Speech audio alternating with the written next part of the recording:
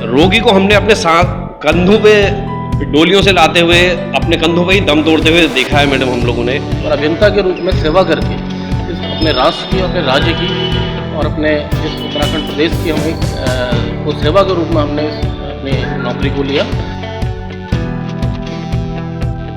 नमस्कार, स्वागत है आपका JJN न्यूज़ में और मैं हूं आपके साथ निशा उक्टेती।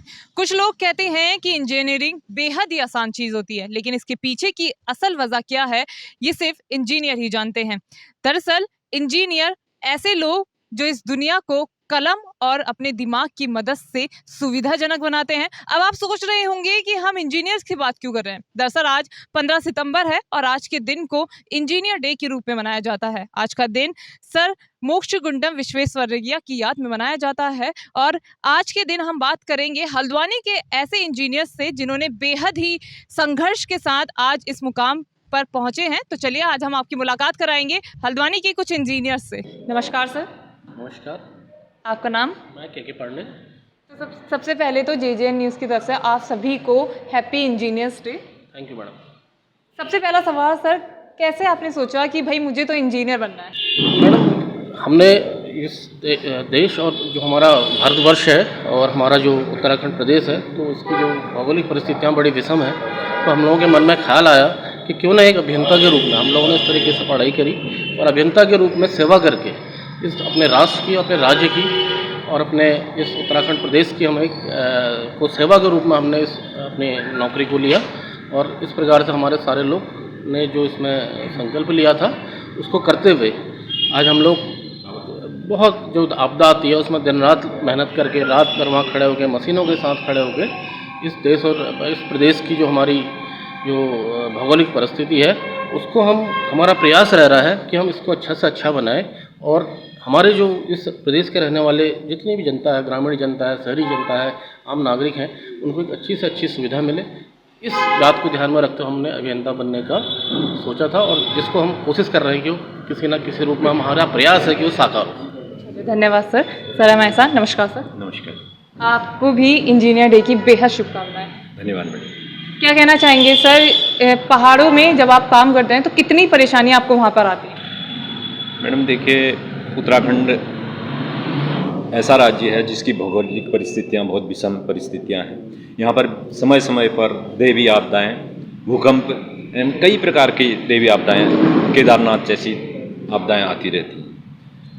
तो इस संबंध में यहाँ पर कई कठिनाइयों का सामना भी हमारे अभियंता बंधुओं को करना पड़ता है, लेकिन हम दिन रात अपने समय को न देखते हुए, अपने जान की परवाह न करते हुए इस राज्य के विकास के लिए वहाँ पर अपने कार्यों का, उत्तरदायित्व का परिपालन करते हैं। सर जैसे कि बहुत सारे ऐसे लोग होते हैं जो थियोरेटिकल साइंस की तरफ ज़्यादा प्रेफर करते हैं, लेकिन शायद वो भूल जाते हैं कि एक इंजीनियर ही होता है जो उसे इम्प्लीमेंट करता है। इस पर क्या कहना चाहेंगे? इंजीनियर ही जो नींव है, हम ये मान के चलते हैं कि जो भी नींव इंजीनियर है, और कोई भी जब कहीं पर विकास किसी भी तरह का होता है तो सबसे पहले वहाँ पर जो इंजीनियर है उसकी भूमिका महत्वपूर्ण होती है।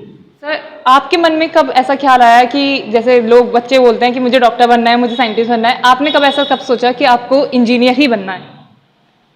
अपने आसपास के वातावरण को देख करके ऐसा लगा कि कहीं न कहीं विकास के इस महायज्ञ में मुझे भी कहीं न कहीं योगदान देना है, तो उसके लिए इंजीनियरिंग एक ऐसा विकल्प था जिससे ऐसा लगा कि हमें इंजीनियर बन करके देश एवं राज्य को आगे ले जाना। चलिए धन्यवाद सर। सर हमारे साथ। नमस्कार। नमस्कार। सर क्या कहना चाहेंगे, उत्तराखंड एक ऐसा राज्य है जहां आए दिन प्राकृतिक आपदाएं देखने को मिलती हैं, ऐसे में एक इंजीनियर को कितनी परेशानी का सामना करना पड़ता है?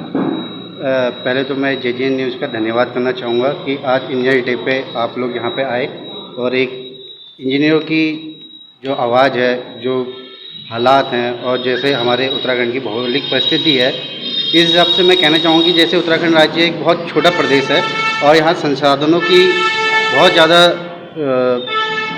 कमी है, तो भौगोलिक परिस्थितियों को देखते हुए हमारा इंजीनियर्स का ये मानना है कि कम सीमित संसाधनों में जितना हम अपने प्रदेश का विकास कर सकें तो हम इंजीनियरों के लिए ये बहुत अच्छी बात होगी।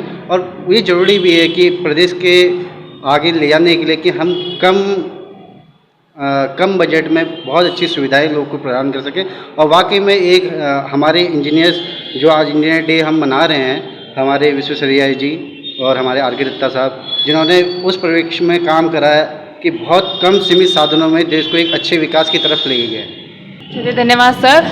बहुत ही अच्छी बात है कि बहुत ही कठिन समय पर और बहुत ही कम संसाधनों में आप काम करते हैं। सर हमारे साथ, नमस्कार सर। नमस्कार, मैं मनोज तिवारी। तो सर आप क्या कहना चाहेंगे, आपको कब ख्याल आया कि आपको इंजीनियर बनना है?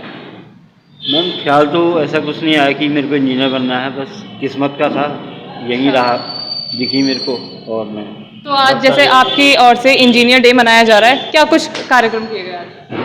इंजीनियर्स डे पे हम लोगों ने आज प्रातः अभी सभी अपने हमारे साथी जितने भी थे, हमारे पदाधिकारी वगैरह, सब लोग हम एकत्र होकर के यहाँ पर भाषण वगैरह हुए, एक दूसरे के कामों का शेयर किया गया, किस तरीके से हम लोग काम करते हैं, कैसे कैसे मतलब दुर्गम परिस्थितियों में हम लोग काम करते हैं, अपने अपने अनुभव हम लोगों ने साझा किए। अब हम सब लोग, सारी टीम, हम रक्तदान के लिए जा रहे हैं, तो वहाँ हम लोग रक्तदान करेंगे। 15 से 20 यूनिट का रक्तदान का हमारा प्रोग्राम है। बेहद ही अच्छी बात है कि बहुत अच्छी पहल आपकी ओर से की जा रही है। सर से बात करेंगे। नमस्कार। नमस्कार मैडम। आपका नाम? मेरा नाम सुभाष जोशी है मैडम। जैसे मैंने सर से सवाल पूछा था कि आज का जो लोग हैं वो थियोरिटिकल साइंस पर ज़्यादा प्रेफर कर रहे हैं, बल्कि उन्हें ये नहीं बताया कि एक इंजीनियर ही उसे इम्प्लीमेंट करता है, धरातल पर लाता है। क्या कहेंगे इस पर? मैडम बेसिकली मैं हूँ चंपावत जिले के रहने वाला हूँ मैडम। मैं इंटीरियर से बिलोंग करता हूँ। मेरा जहाँ जन्मस्थली है वो आज भी रोड से 11 या 12 किलोमीटर दूरी पे है। हम लोगों ने देखा मैडम कि लंबे समय से हमारे क्षेत्र में रोडों का अभाव है, सिंचाई सुविधाएं बहुत कम हैं। हमें पूरी डिपेंडेंसी, अगर हमें खेती भी करनी है तो मैडम पूरी डिपेंडेंसी हमारी मानसून पे रहती है। इस वजह से हमें लगा कि हमें इंजीनियरिंग के क्षेत्र में जाना चाहिए, ताकि हम अपने लोकल क्षेत्र पहाड़ी, क्योंकि उत्तराखंड पूरा ही पहाड़ी जिला है, पहाड़ी प्रदेश है, इसमें हमने ये सोचा कि क्यों ना हम इस तरफ जाएं कि अपने निजी क्षेत्र के लिए कुछ काम हो। क्यों ना हमारी पहाड़ की, कहते हैं कि पहाड़ की जवानी सिर्फ देश के काम आती है, वो भी दिल्ली या मुंबई बड़े शहरों में काम करने के।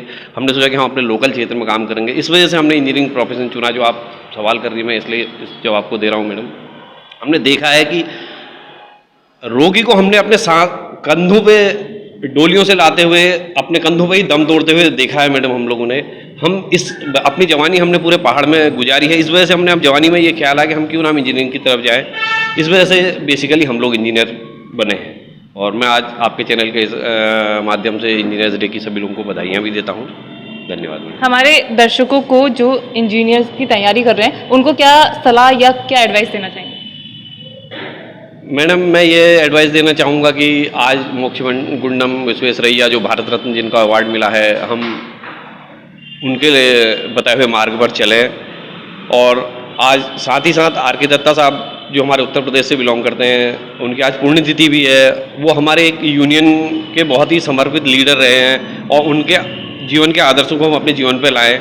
मैं अपने साथियों से भी और जो आने वाली नई पीढ़ियाँ हैं उनसे भी उम्मीद करूँगा कि हम इन दोनों महान विभूतियों के आदर्श अपने जीवन में उतारें और एक अच्छा इंजीनियर बनने में आपको ये इनके आदर्श बहुत महत्वपूर्ण भूमिका निभाएंगे। चलिए धन्यवाद। तो देखा आपने कि किस तरह इन इंजीनियर्स ने हमें बताया है कि कितने सीमित संसाधनों और कितने कठिन परीक्षण के बाद आज इस मौके पर पहुंचे हैं। साथ ही इन्होंने उन बच्चों को भी एडवाइस दी है जो आगे इंजीनियर की तैयारी कर रहे हैं कि आप बस अपने रास्ते पर चलते रहिए, मंजिल आपको खुद मिल जाएगी।